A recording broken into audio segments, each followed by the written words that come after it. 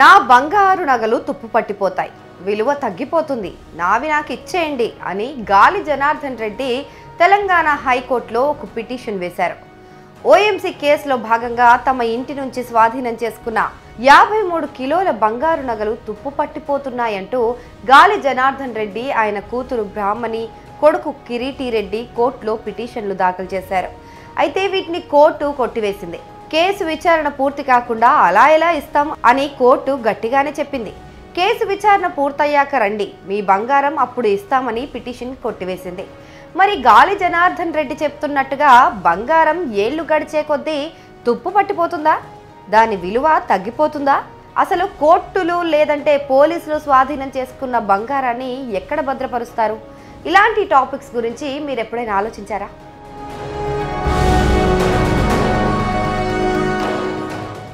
గాలి జనార్దన్ రెడ్డి కేసులోనే కాదు, నిత్యం దేశంలోని ఎన్నో కేసుల్లో పలు ఇన్వెస్టిగేటివ్ ఏజెన్సీలు గ్రాముల నుంచి కేజీల కొద్ది బంగారాన్ని స్వాధీనం చేసుకుంటూనే ఉంటాయి. విచారణ పూర్తయి తీర్పు వచ్చే వరకు ఆ బంగారాన్ని భద్రపరుస్తారు. ఈ క్రమంలో చాలా జాగ్రత్తలను పాటిస్తారు. బంగారాన్ని అత్యంత దృఢమైన భద్రత మధ్య ఉంచుతారు. అంటే స్ట్రాంగ్ రూమ్లు లాంటి వాటిల్లో ఉంచుతారు. ఇక్కడ సీసీటీవీ కెమెరాలు, అలారాలు, సెక్యూరిటీ యాక్సెస్ పాయింట్లు లాంటివి కూడా ఉంటాయి. అలాగే బంగారాన్ని భద్రపరిచే సమయంలో చాలామంది అధికారులు ఇందులో ఇన్వాల్వ్ అవుతూ ఉంటారు. కేసు పూర్తయి బంగారాన్ని తిరిగిచ్చే సమయంలో కూడా ఇంతే మంది అధికారులు కలిసి పనిచేయాల్సి ఉంటుంది. అలా అయితే దొంగతనం లేదా దుర్వినియోగం తగ్గే అవకాశాలు ఉంటాయని సీనియర్ అధికారి ఒకరు చెప్తున్నారు. అంతా బాగుంది, కానీ ఇన్వెస్టిగేటివ్ ఏజెన్సీలకు అంత పెద్ద స్ట్రాంగ్ రూమ్లు ఉంటాయా అనే సందేహం మీకు రావచ్చు. అయితే సిబిఐ, ఈడీ లాంటి సంస్థలు జప్తు చేసిన బంగారాన్ని కోర్టు ముందు ప్రవేశపెట్టినప్పుడు కోర్టు ఆ బంగారాన్ని సంరక్షించే బాధ్యతను ప్రభుత్వ రంగ బ్యాంకులకు, అంటే SBI, union bank of India, bank of Baroda, Canara bank లాంటి ప్రభుత్వ రంగ బ్యాంకులకు అప్పగిస్తుంది. కొన్ని సందర్భాల్లో రికవరీ చేసిన బంగారాన్ని ప్రభుత్వ ట్రెజరీల్లో కూడా భద్రపరుస్తారు.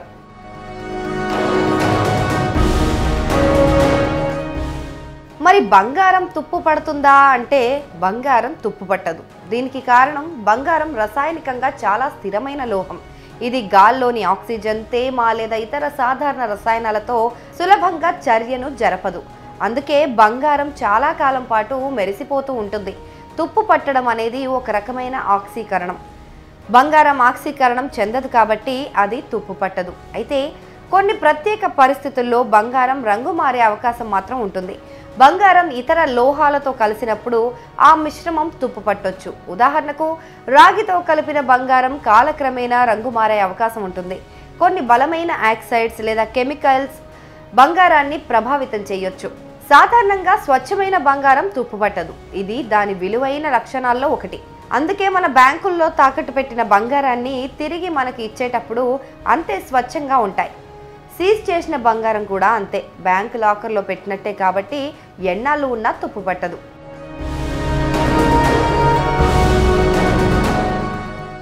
ఇక బంగారం విలువ తగ్గిపోతుందా అంటే బంగారం విలువ కూడా ఏమీ తగ్గదు. పైగా మార్కెట్లో బంగారం ధర పెరిగినప్పుడు మన దగ్గర ఉన్న పాత బంగారం కూడా అంతే విలువ చేస్తుంది. అయితే బంగారం స్వచ్ఛతను బట్టి దాని విలువ ఉంటుంది.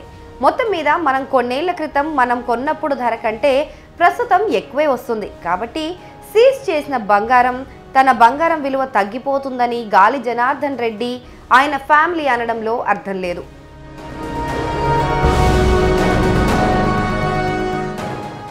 మరి కేసు విచారణ కోర్టు ముందు ఇంకా పెండింగ్లో ఉంటే ఆ కేసులో సీజ్ చేసిన బంగారాన్ని తిరిగి తీసుకోవడం చాలా కష్టం. 2018లో Muthoot Finance versus state of Karnataka కేసులో అలాంటి పిటిషనే దాఖలు చేశారు.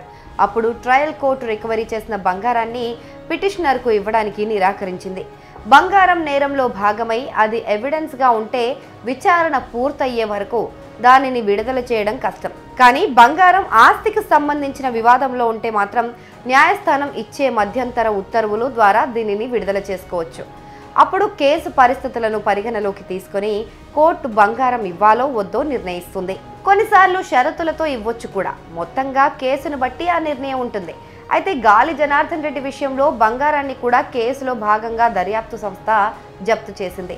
దీంతో బంగారాన్ని విడుదల చేయడం అనేది కష్టమని తెలంగాణ హైకోర్టు తేల్చి చెప్పింది. భారత్లో స్మగ్లింగ్ ద్వారా జప్తు చేసిన బంగారమే ఎక్కువగా ఉందని లెక్కలు చూస్తే అర్థమవుతుంది. ఆ తర్వాత పలు ఆర్థిక మోసాల కేసులో ఎక్కువగా జప్తు చేసిన బంగారం ఉంది.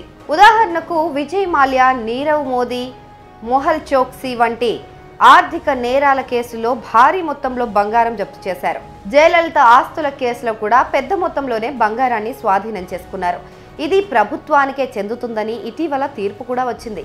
ఇలా పలు కేసుల్లో జప్తు చేసిన బంగారమే ప్రభుత్వం వద్ద వేల కిలోల కొద్దీ ఉంది. వీటి సంరక్షణ అంతా ప్రభుత్వ బ్యాంకులు లేదా ట్రెజరీలు చూసుకుంటాయి. ఇక కేసు పూర్తయి నేరం రుజువైతే సీజ్ చేసిన బంగారం ట్రెజరీల ద్వారా ప్రభుత్వానికి లేదా ఆర్బీఐకి వెళ్ళిపోతుంది. వారు వివిధ ప్రయోజనాల కోసం ఈ బంగారాన్ని వినియోగిస్తుంటారు. కాబట్టి ఏదైనా కేసులో బంగారాన్ని సీజ్ చేస్తే ఆ బంగారానికి ఏమీ కాదు, భద్రంగా లాకర్లో ఉంటుంది. కేసును బట్టి సీజ్ చేసిన బంగారాన్ని విచారణ మధ్యలో విడుదల చేస్తారా లేదా అనేది అది కోర్టు పైన అక్కడ ఆ కేసుని బట్టి ఆధారపడి ఉంటుంది.